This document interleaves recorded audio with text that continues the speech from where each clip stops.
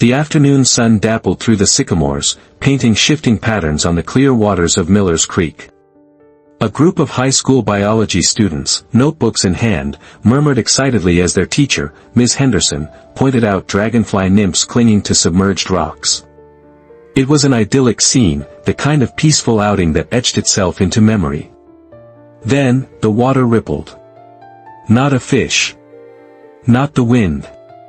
A dark, undulating mass, emerging from under the far bank with unnerving speed. A collective gasp rose from the students as the first slick, coiling forms breached the surface.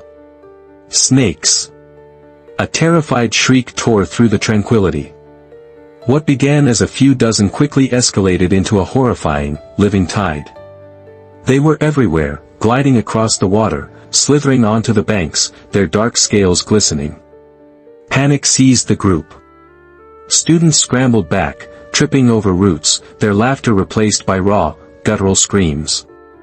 Ms. Henderson, pale with terror, frantically tried to herd them, but the sheer number of the creatures, their relentless advance, was overwhelming. A faint cell signal flickered in and out, mocking their desperate attempts to call for help. The creek, moments ago a symbol of serenity, had become a churning nightmare. A few hundred yards downstream, Eldon Reed, a man whose hands bore the permanent marks of a life spent in the salt and sun, calmly reeled in his line. At 68, his movements were deliberate, his gaze steady, honed by decades of peering into the vast indifference of the ocean.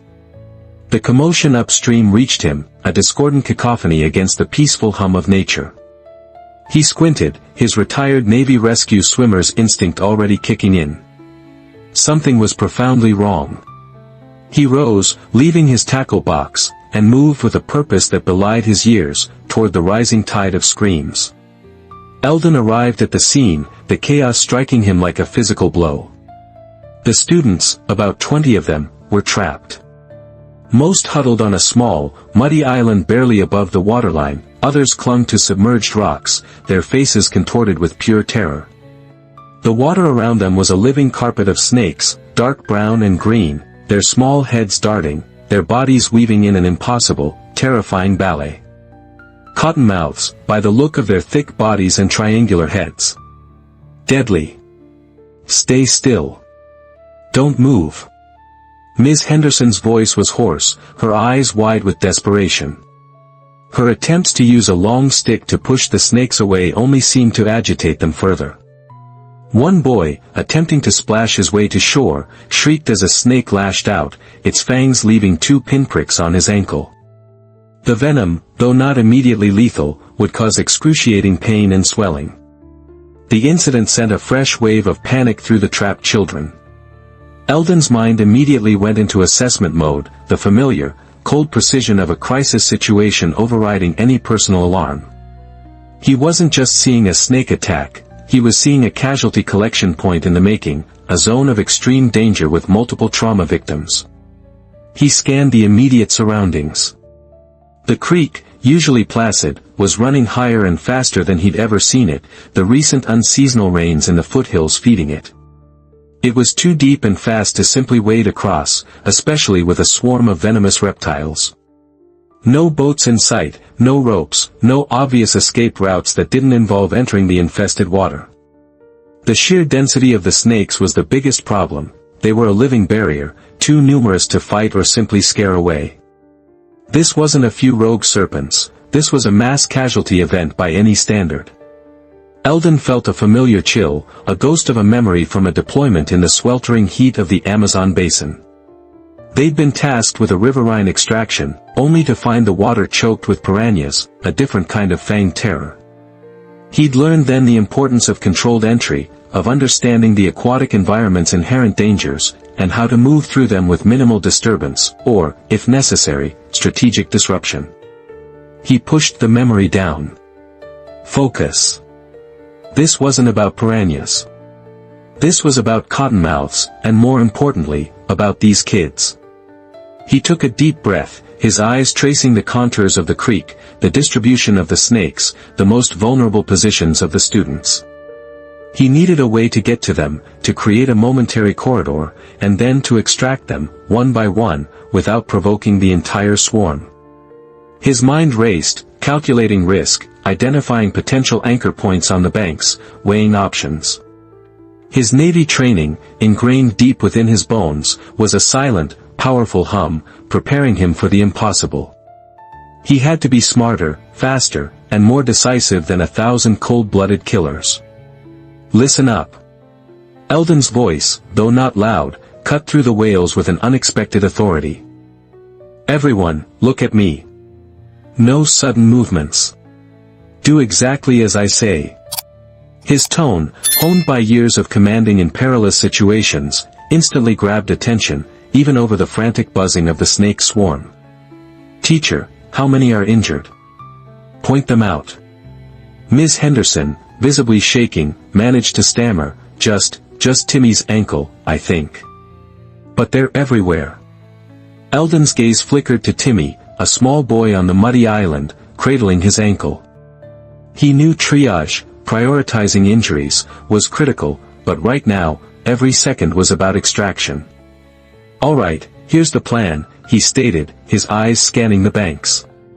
He spotted a thick, low-hanging branch from a sycamore on his side of the creek, strong enough for a hasty anchor point. We're going to make a rope bridge. I need someone strong to help me secure this end. He motioned to a tall, athletic-looking boy, who, despite his fear, responded to the calm authority in Eldon's voice. You. Come here. Take this. Eldon quickly unspooled the heavy-duty fishing line from his reel, not strong enough for a bridge, but he had something better in mind. He rummaged in his tackle box, pulling out a coil of paracord he always kept for emergencies. Years ago, as a Navy rescue swimmer, he'd used similar cordage for everything from rappelling to securing distressed survivors. It was robust, dependable.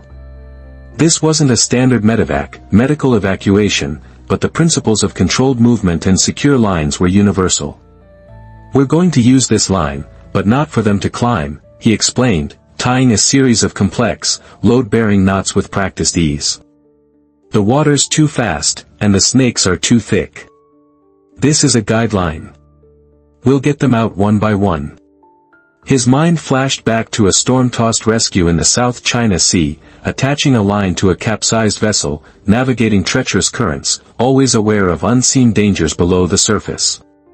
Snakes were different from waves, but the fundamental challenge of navigating a hostile fluid environment remained. He secured one end of the paracord to the sycamore branch, testing its tension. Then, in a move that made the students gasp, he took the other end, coiled it around his hand, and stepped into the snake-infested water. Stay calm, he yelled, his voice strained but firm. Watch me. He moved slowly, deliberately, not splashing. His posture was low, almost meditative. He used a long, sturdy branch he'd picked up as a tactical probe, gently pushing submerged snakes away, not aggressively, but with an almost respectful firmness. He understood the ecology of fear. Sudden, erratic movements provoked aggression. He knew that cottonmouths, while venomous, preferred to be left alone unless directly threatened. His goal wasn't to kill them, but to create a temporary, psychological barrier. He wasn't just swimming, he was executing a controlled penetration of a hostile zone, a skill honed in countless training exercises and real-world scenarios. As he waded deeper, the snakes around him parted, seemingly confused by his measured, non-threatening advance. He wasn't acting like prey. He wasn't acting like a predator either. He was just moving. He reached the island, his movements a testament to decades of swiftwater rescue training. The water swirled around his waist, the snakes still too close for comfort, but the students now had a beacon of hope standing amongst them. He quickly secured the paracord to a sturdy root on the island, creating a taut lifeline between the trapped students and the safety of the far bank. All right, who's the smallest? Eldon asked, his eyes immediately settling on a tiny girl, no older than 8, clutching her teacher's hand. You first, honey. I'm going to carry you. Others, hold on to the rope. Don't let go. Do exactly what I say. His voice, though still firm, held a calming undercurrent, a warmth that reassured the terrified children. The crossing began. Eldon took the smallest girl, cradling her securely to his chest, whispering assurances. He moved along the taut paracord, his back to the majority of the snake swarm, using his body as a shield. Each step was an agonizing balance between speed and caution. A particularly aggressive cottonmouth lunged, its head rearing. Eldon didn't flinch. With a swift, precise motion, he used the wooden branch to deflect it, sending it spinning away. His heart hammered, but his training allowed no room for panic. He delivered the little girl to the shaking arms of Miss Henderson, then immediately turned back. The process was excruciatingly slow, each trip a nerve-wracking gamble. He moved the most vulnerable first, the youngest, then the one with the injured ankle, Timmy. Timmy cried out as Eldon carefully carried him through the water, the pain in his ankle throbbing. "Almost there, son," Eldon murmured, his voice steady. "Just a few more steps." He remembered the raw courage of young recruits under fire, pushing through pain, following orders. These kids were doing the same, fueled by sheer terror and his calming presence. Mid-rescue, the situation dramatically escalated.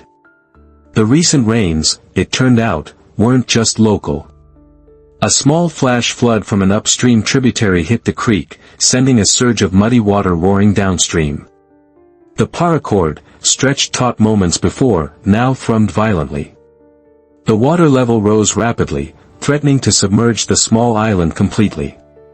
More alarmingly, the surge dislodged even more snakes from the banks, sending a fresh, frantic wave of them directly towards Eldon and the remaining students. The very current he needed to navigate had become a weapon for the swarm. "Faster!" Eldon roared, his voice now laced with urgency, his face grim. He had 2 more students to get, 2 trembling teenagers. The water was now up to his chest, the current pulling relentlessly, and the snakes were closer, more aggressive than ever. His decades-old uniform of skin, etched with the scars of service, tightened with the cold and the tension. This was it. The moment of truth. He was back in the fray, the line between survival and casualty razor-thin. A large, thick snake, its eyes glinting malevolently, coiled directly in front of him, blocking the path.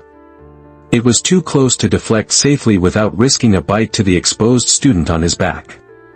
His mind flashed to a particularly brutal combat search and rescue mission, trapped behind enemy lines, facing an impossible choice. He hadn't flinched then, and he wouldn't now.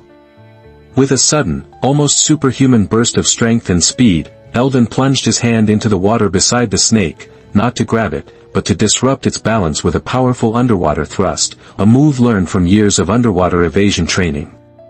The snake, momentarily disoriented, lashed out, missing him by inches.